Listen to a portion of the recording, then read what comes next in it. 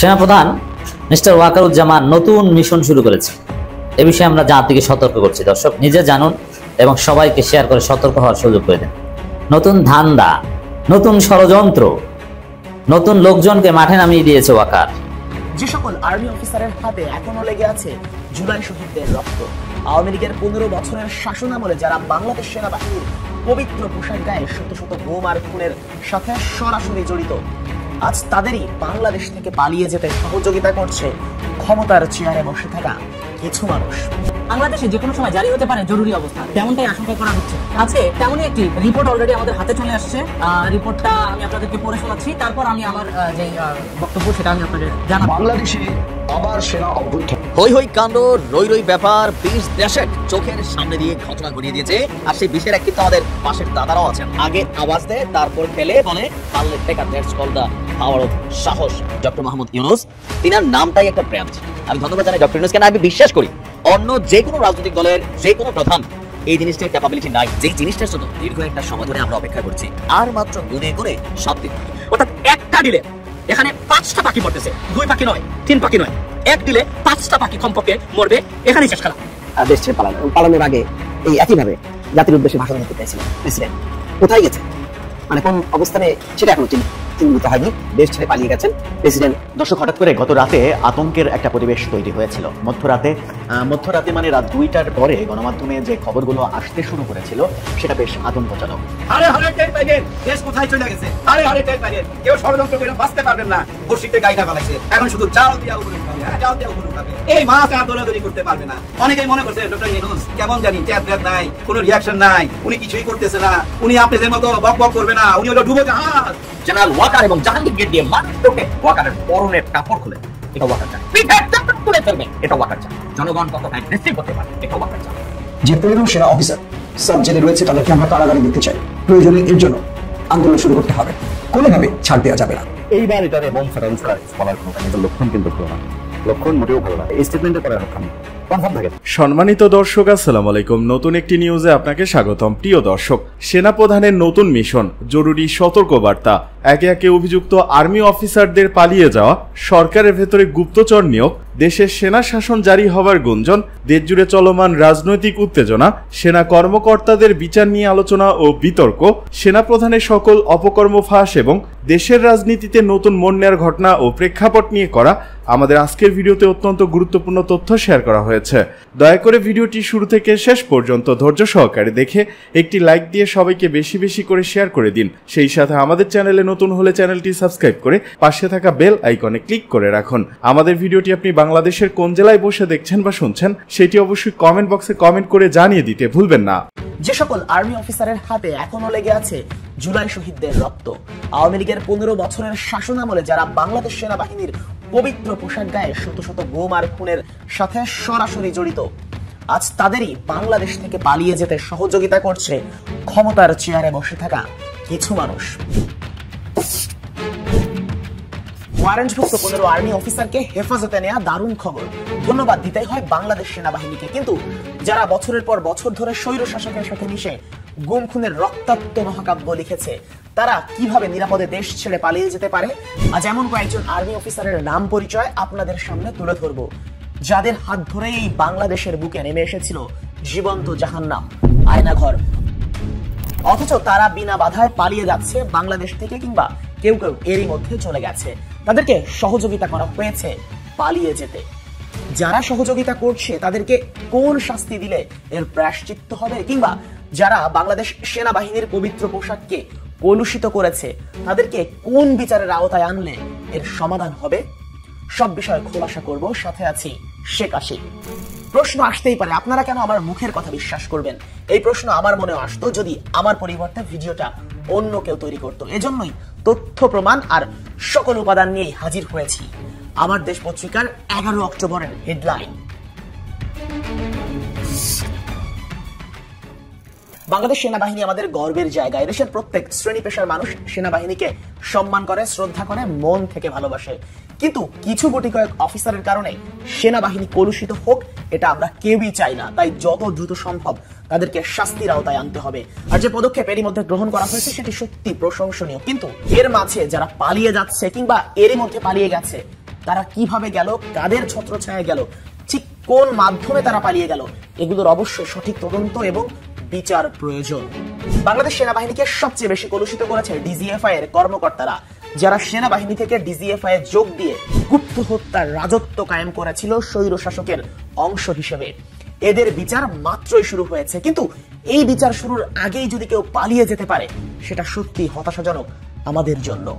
আমি আজ সেই সব আর্মি অফিসারের কথা বলছি যারা ছিল আয়নাঘর নামক নরকের দৈত্য, যাদের রক্তাক্ত থাবায় চিরতরে পৃথিবী থেকে চলে গেছেন ইলিয়াস আলীর মতো নির্দোষ ব্যক্তি, কিংবা brigadier general Azmi, barrister Ahmad Bin Kashem বা মাইকেল চাকমা, যারা ওইসব নিকৃষ্ট পশুদের কারণে বছরের পর বছর ধরে সহ্য করেছেন নির্যাতন আর দূরে থেকেছেন পরিবার থেকে। ওয়ারেন্টভুক্ত সেনা কর্মকর্তাদের অনেকেই পালিয়ে গেছেন। সেনাপ্রধান মিস্টার ওয়াকারুজ্জামান নতুন মিশন শুরু করেছেন। এ বিষয়ে আমরা জাতিকে সতর্ক করছি। দর্শক নিজে জানুন এবং সবাইকে শেয়ার করে সতর্ক হওয়ার সুযোগ করে দেন। নতুন ধান্দা, নতুন ষড়যন্ত্র, নতুন লোকজনকে মাঠে নামিয়ে দিয়েছে ওয়াকার। না, আমি যে কথাটা বলি, ওয়াকার হোক আর ইউনূস হোক, উই ডোন্ট কেয়ার এনিবডি। জনগণের উপর বড় কোনো শক্তি নেই। জনগণের চাপ এই সরকারকে সঠিক পথে রাখবে, জনগণের চাপ ওয়াকারকে ষড়যন্ত্র থেকে দূরে রাখবে। এই জন্য জনগণের চাপই হচ্ছে আমাদের কাছে চূড়ান্ত। অতএব জনগণ সোচ্চার হন, সব সমস্যার সমাধান। এই সরকারের মূল ভিত্তি হচ্ছে জনগণের শক্তি, নইলে ইন্ডিয়া এই সরকারকে এতদিন খেয়ে ফেলতো। এবং হাসিনাকে কোনো রাজনৈতিক দল, কোনো কৌশল, কোনো ডিপ্লোমেসি, কোনো আমেরিকা কেউ কিচ্ছু করতে পারেনি। হাসিনার যা ঘটার ঘটেছে জনগণের চাপে। তো দর্শক, যেহেতু জনগণ সতর্ক, ওয়াকার কিছু করতে পারবে না, তবে আমাদেরকে সোচ্চার থাকতে হবে। কি নতুন মিশন কি? আপনারা জানেন যে ওয়াকারের অনিচ্ছায় ওয়াকার বাধ্য হয়েছে মেনে নিতে, কিন্তু ওয়াকার এটা ঠেকানোর সর্বোচ্চ চেষ্টা করেছিল। গুম খুনে জড়িত সেনা কর্মকর্তাদের বিচার ওয়াকারুজ্জামান চেয়েছিলেন যে বিচার মিলিটারি ট্রাইব্যুনালে হবে বা মিলিটারি কোর্টে হবে, তাদের নিজস্ব কোর্টে, সেনা আইনে। কিন্তু ইউনূস সরকার বা বাংলাদেশের যে আইন, আইসিটি সংশোধিত আইন অনুযায়ী মানবতা বিরোধী অপরাধের বিচার আইসিটি ট্রাইব্যুনালই হতে হবে। বাংলাদেশের নাগরিক হতে হলে, বাংলাদেশ সরকারের কাছ থেকে বাংলাদেশের জনগণের ট্যাক্সের টাকায় বেতন নিয়ে আপনি সেনা অফিসার হতে হলে আপনাকে বাংলাদেশ সরকারের আইন, আইসিটি আইন মানতে হবে। আপনাকে বেতন দেয় কি? আপনি সেনা অফিসার, আপনি ব্রিগেডিয়ার জেনারেল, আপনি লেফটেন্যান্ট জেনারেল, আপনি কর্নেল, আপনাকে বেতন দেয় কে? বাংলাদেশের জনগণ। কার আন্ডারে? আপনি বাংলাদেশ সরকারের আন্ডারে। তাহলে আপনি সরকার আইন মানবেন না? আপনি কি আলাদা এলিয়েন? বেতন কি লাউহে মাহফুজ থেকে আসে? অতএব যেখানে আইন, মানবতা বিরোধী অপরাধের যে কোনো বিচার এই ট্রাইব্যুনালে হবে, সেখানে অন্য প্রশ্ন উত্থাপন করারই কোনো সুযোগ নেই। কিন্তু চেষ্টা করেছিল, কিন্তু ওয়াকার পারেনি। আপনারা জানেন যে শেষ পর্যন্ত অ্যারেস্ট ওয়ারেন্টও জারি হয়েছে এবং গ্রেপ্তারও হয়েছে, সেনা হেফাজতেও আছে। কিন্তু এর মধ্যে আরেক ঘটনা ঘটিয়েছে তারা, যে না, প্রচলিত যে কনভেনশনাল জেল কাশিমপুর কিংবা কেরানীগঞ্জ এইসব জায়গায় তাদের রাখা হবে না, তাদের রাখা হবে 5 স্টার মানের আলাদা একটা বিল্ডিং এ, ক্যান্টনমেন্টের ভিতরে। সরকারের মাধ্যমে এটা তারা অলরেডি বাস্তবায়ন করেছে। কিন্তু না, জনগণ এটাও মানে না। এর বিরুদ্ধেও নানা শ্রেণী পেশার মানুষ যে উদ্বেগ এবং যে প্রতিবাদ জানিয়েছে, তাতে এটাও সম্ভব হবে না। এবং ট্রাইব্যুনালের চিফ প্রসিকিউটর যেটা জানিয়েছেন, এটা কোর্ট সিদ্ধান্ত নেবে, এর মানে ওটা হয়তো বা থাকতে পারবে না। আরো নানান মহল থেকে এই বিষয়ে আপত্তি জানানো হয়েছে। এরই মধ্যে আর একটা ঘটনা, অভিযুক্ত সেনা কর্মকর্তাদের সেনা আইনে বিচার দাবি। এটা হচ্ছে ওয়াকারের একটা নতুন মিশন। সেনা আইনে বিচার দাবি। ওয়াকারের কিছু লেসপেন্সারকে নামিয়ে দিয়েছেন, তারা সেনা আইনে বিচারে দাবি করছে। মাহমুবাইরের আবদার, সেনা আইনে বিচার হবে। আইসিটির উপরে কিছু আছে, দেশের সর্বোচ্চ আদালত আপনারা মানবেন না। আইসিটি কিন্তু হাইকোর্টের মর্যাদার। আইসিটির যিনি চিফ প্রসিকিউটর, তার মর্যাদা হচ্ছে অ্যাটর্নি জেনারেল। আজকে যারা সংবাদ সম্মেলন করেছে তারা কোন দেশের নাগরিক? আপনি দেশের আইন মানবেন না, সেনা আইনকে এলেন কেন? সেনা আইনে বিচার হবে। আর মানবতা বিরোধী অপরাধীদের বিচারের জন্য কোনো আইন সেনা আইনে নাই। কিছু তাদের ইনডিসিপ্লিন প্লাস কিছু অপরাধের বিচারের ব্যবস্থা আছে। এই মানবতা বিরোধী অপরাধ যেটা এদেশের নাগরিকদের, সিভিলিয়ানদের উপর হয়েছে, যেটা কোনো সেনাবাহিনীর উপর হয়নি, এই অপরাধের বিচারের জন্য সেনা আইনে বিচার করা। আচ্ছা, এখানে একটা বিষয় সহজভাবে বুঝেন। সেনা আইনে যে বিচারে দাবি করা হচ্ছে, কেন ভাই? আপনারা যদি বিচার চানই, আপনারা যদি বিচারের পক্ষেই থাকেন, তাহলে আইসিটিতে বিচারের পক্ষে থাকেন। আপনি বলেন যে আইসিটির বিচারটা যেন সুষ্ঠু হয়, স্বচ্ছ হয় এবং ন্যায় বিচার হয়। কিন্তু আপনি বলেন যে না, বিচার চাই কিন্তু সেনা আইনে, আইসিটিতে না। কি বোঝা গেল? আপনি বিচারই চান না। ওই যে বিএনপি জুলাই সনদ বাস্তবায়নের বিষয় বলে গণভোট চাই, কিন্তু সেটা জাতীয় নির্বাচনে দিয়ে। আমি বলি আপনি গণভোট চান না, যদি চানই তাহলে এখন চাইলে সমস্যা নেই। বলে যে আমরা সংস্কার চাই, কিন্তু সেটা পার্লামেন্ট করবে। আরে ভাই, আপনি যেগুলো একমত হয়েছেন ওগুলো যদি আপনি বাস্তবায়ন চান তাহলে এখন বাস্তবায়ন করলে সমস্যা কি? এর মানে আপনি আসলে ওটা বাস্তবায়ন চান না। এরকম আর একটা প্রতারণা হচ্ছে যে বিচার চাই কিন্তু সেনা আইনে। বিচার চাইলে এই আইনে সমস্যাটা কোথায়? বাংলাদেশে যে কোনো সময় জারি হতে পারে জরুরি অবস্থা, তেমনটাই আশঙ্কা করা হচ্ছে। কারণ এই মুহূর্তে ডক্টর ইউনূসের বাসভবনে রীতিমতো উত্তপ্ত বাক বিনিময় চলছে সেনা কর্তাদের সাথে ডক্টর ইউনূসের। আজকে তেমনই একটি রিপোর্ট অলরেডি আমাদের হাতে চলে আসছে।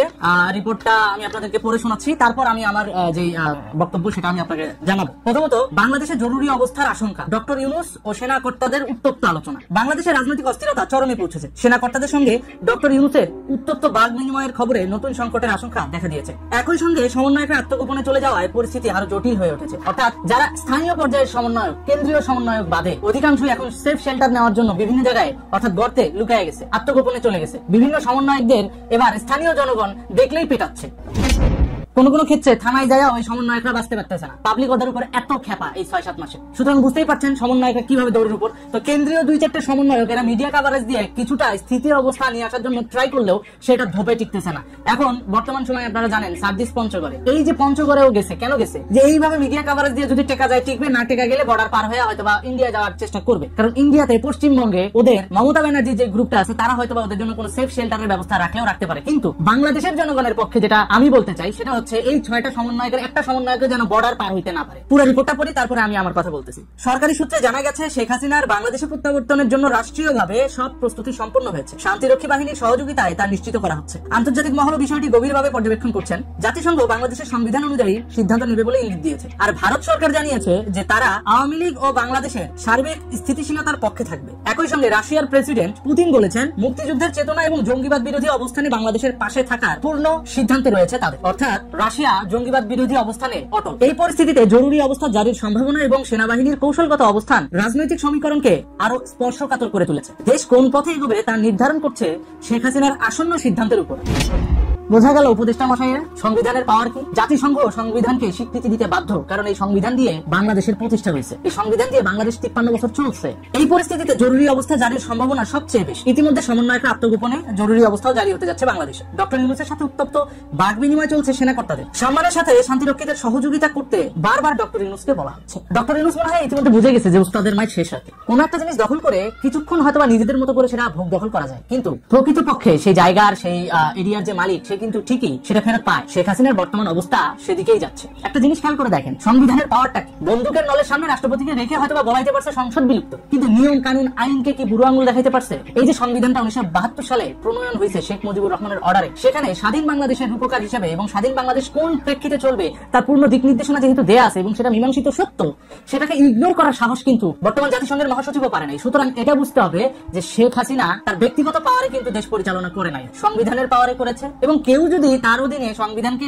সম্মান রেখে নির্বাচনে না আসে, সে দায় যেমন সরকার হিসেবে তার না, সেটাও আজকের এই ঘটনার মাধ্যমে পরিষ্কার হয়ে গেল। এবং বাংলাদেশের ভবিষ্যৎ কিভাবে নির্ধারণ হবে সেটা আসন্ন সময়ে শেখ হাসিনার যে সিদ্ধান্তগুলো হবে তার উপরেই ডিপেন্ড করবে। আর ইতিমধ্যে স্থানীয় পর্যায়ে সমন্বয়করা দৌড়ঝাঁপ শুরু করে দিচ্ছে। কেন্দ্রীয় সমন্বয়করা হয়তো 1-2 দিনের মধ্যে নিজেদের গর্তে লুকিয়ে যাবেন। আর ইন্ডিয়া যদি যান, ভাই ভুলেও যায় না, যেই সার্জিস যে হাসনাত কথায় কথায় ইন্ডিয়ার 7 সিস্টার্স খায়া দিব বলে লাফাইছিলেন না, ইন্ডিয়া যায় না। যতই তৃণমূল কংগ্রেস আপনাদেরকে শেল্টার দেওয়ার চেষ্টা করুক, ওখানে কিন্তু বিজেপি আপনাদের বিচি কাটিয়েও দিতে পারে। যা করবেন বুঝে শুই না। নিজের দেশে জিম্মি করে প্রতিবেশীর পাশে আঙুল দিয়ে কোনোদিন কোন রাষ্ট্র টিকতে পারেনি, কোন রাষ্ট্র নেতা টিকতে পারেনি। আপনারা তো দুধের শিশু। আপনারা শেখ হাসিনাকে সরাই দিয়ে ইরাকের প্রেসিডেন্ট সাদ্দামের মতো করে বাংলাদেশটাকে জিম্মি করে রেখে আমেরিকার হাতে তুলে দিতে চেয়েছিলেন। আপনাদের উপদেষ্টা আসিফ তার লাস্ট স্টেটমেন্টে কিন্তু সেরকমই বলছে যে যখন জুলাই অভ্যুত্থানটা সাকসেস হলো সব থেকে বেশি যোগাযোগ করছে আমেরিকান এম্বাসির সাথে। কে ভাই? বাংলাদেশের মালিক কে? America. People's Republic of Bangladesh মানে কি? দেশের মালিক জনগণ। সুতরাং জনতা কিন্তু তার দেশে আবার পুনরুদ্ধার করে দিবে, এটা মাথায় রেখে। জনতা কিন্তু এদেশের কর্তৃত্ব ছাড়বে না, এটা মাথায় রেখে। আর এই জন্যই আপনারা সংবিধানে বাংলাদেশের নাম পরিবর্তন করার সুপারিশ করেন, লাভ নাই। কারণ পিপলস রিপাবলিক অফ বাংলাদেশ ছিল, আছে, থাকবে। শেখ হাসিনা যেহেতু ইলেক্টেড প্রধানমন্ত্রী হয়ে শপথ নিয়েছিল, সুতরাং সেই প্রধানমন্ত্রী হয়ে কিন্তু সে বাংলাদেশে ফিরবে এবং তার অধীনে সে ইলেকশন দিবে কিনা বা পুনরায় সংসদ কিভাবে গঠিত হবে সেটা কিন্তু আসন্ন তার সিদ্ধান্তের উপরেই নির্ভর করবে। সুতরাং বুঝতেই পারছেন, যারা বাংলাদেশকে জিম্মি করার চেষ্টা করেছিলেন, নির্বাচন না দিয়ে ধানাই ভানাই করে আমেরিকার সাথে আতাত করে বাংলাদেশটাকে জিম্মি করে দীর্ঘদিন চুষে খাওয়ার চিন্তা ভাবনা করছিলেন, তারা ভুলা যান। কারণ আজ পর্যন্ত আপনাদের কোনো কাজে সফলতা দৃশ্যমান ছিল না। বাংলাদেশে আবার সেনা অভ্যুত্থান। হ্যাঁ, আপনারা একটু চমকিত হচ্ছেন বটে যে ওয়ালের অমল সরকার এটা আবার কি বলছেন। আমি সেই প্রসঙ্গে আসবো, কেন আমি বলেছি যে বাংলাদেশে আবার সেনা অভ্যুত্থান। তার আগে সেনা অভ্যুত্থান নিয়ে দু চার কথা আপনাদের বলে নিই, যদিও প্রায় সবই আপনাদের জানা। বাংলাদেশ এমন একটা রাষ্ট্র যেখানে ঘন ঘন সেনা অভ্যুত্থান এটা একে প্রায় গা সহ অবস্থা হয়ে গেছে বাংলাদেশের নাগরিকদের জন্য। গত 54-55 বছরে একাধিক সেনা অভ্যুত্থান হয়েছে। তার মধ্যে 5টি সেনা অভ্যুত্থান খুবই গুরুত্বপূর্ণ, যেগুলি বাংলাদেশের রাজনীতিকে বিরাটভাবে বদলে দিয়েছে। তার মধ্যে অবশ্যই 1975-এর 15 আগস্ট রাষ্ট্রপতি বঙ্গবন্ধু শেখ মুজিবুর রহমান তাকে সপরিবারে তার বাড়িতে হত্যার ঘটনাটি অবশ্যই বাংলাদেশের রাজনীতির একেবারে গতিমুখ বদলে দেওয়া, যেটা বলে যে নদীর গতিমুখ যেমন আমূল বদলে যায়, বাংলাদেশ রাষ্ট্রের সামাজিক জীবন, রাজনৈতিক জীবন, রাষ্ট্রীয় জীবনের গতিমুখ বদলে গিয়েছিল। পরবর্তী সময়তে একাধিক সেনা অভ্যুত্থান হয়েছে। ওই বছরই নভেম্বরের 3রা নভেম্বর একটি সেনা অভ্যুত্থানে সেনাধ্যক্ষ তৎকালীন সেনা প্রধান জিয়াউর রহমানকে গৃহবন্দী করা হয়েছিল, সে ঘটনা আপনারা জানেন। আবার 4 দিনের মাথায় 7ই নভেম্বর জিয়াউর রহমানকে উদ্ধার করা হলো, সেটাও কিন্তু একটা পাল্টা সেনা অভ্যুত্থান ছিল। আবার আমরা যদি 3রা নভেম্বর সেই রাতে বাংলাদেশের জাতীয় 4 নেতাকে যেভাবে ঢাকার কারাগারে হত্যা করা হয়েছিল, সেই হত্যাকাণ্ড ঘটিয়েছিলেন সেনাবাহিনীর লোকেরা, সেটাও কিন্তু একটা সেনা অভ্যুত্থান। পরবর্তীকালে আপনারা জানেন যে জিয়াউর রহমান, যাকে শেখ মুজিবুর রহমানের হত্যাকাণ্ডের পেছনে অন্যতম ষড়যন্ত্রকারী বলে আওয়ামী লীগ দোষারোপ করে থাকে, সেই জিয়াউর রহমান তারও পরিণতি কিন্তু মর্মান্তিক হয়েছিল চট্টগ্রামে। সরকারের ভেতরে গুপ্তচর নিয়োগ রাজনৈতিক দলের কাজ নয়, মন্তব্য দুদুর। সরকারের ভেতরে গুপ্তচর নিয়োগ করা কোনো রাজনৈতিক দলের কাজ নয় বলে মন্তব্য করেছেন বিএনপির ভাইস চেয়ারম্যান শামসুজ্জামান দুদু। বুধবার সকালে জাতীয় প্রেস ক্লাবের সামনে দেশ বাঁচাও মানুষ বাঁচাও সংগঠন আয়োজিত প্রতিবাদ সভায় তিনি এ মন্তব্য করেন। শামসুজ্জামান দুদু বলেন, উপদেষ্টাদের কণ্ঠ রেকর্ড আছে বলে সরকারকে ব্ল্যাকমেইল করে যারা সুবিধা নেওয়ার চেষ্টা করছে তাদের বিষয়ে সতর্ক থাকতে হবে। ঐক্যবদ্ধ না থাকলে গণতন্ত্র প্রতিষ্ঠা পাবে না উল্লেখ করে তিনি বলেন, গণতন্ত্র প্রতিষ্ঠা না হলে মানুষের স্বাভাবিক জীবনযাত্রা বাধাগ্রস্ত হবে। বিএনপির এই ভাইস চেয়ারম্যান বলেন, গত 3টি নির্বাচনে ভারত একবারও বলেনি এটা ভালো নির্বাচন হয়নি। আওয়ামী লীগের আমলে বাংলাদেশকে কলোনি হিসেবে শোষণ করেছে ভারত। তিনি বলেন, আমাদের ঐক্যবদ্ধ থাকতে হবে, তা না হলে গণতন্ত্র সম্ভব নয়। মিরপুরের অগ্নিকাণ্ডের বিষয়ে শামসুজ্জামান দুদু বলেন, সরকার মানুষের নিরাপত্তা নিশ্চিত করবে, তাই এসব বিষয়ে খেয়াল রাখার দাবি জানাই।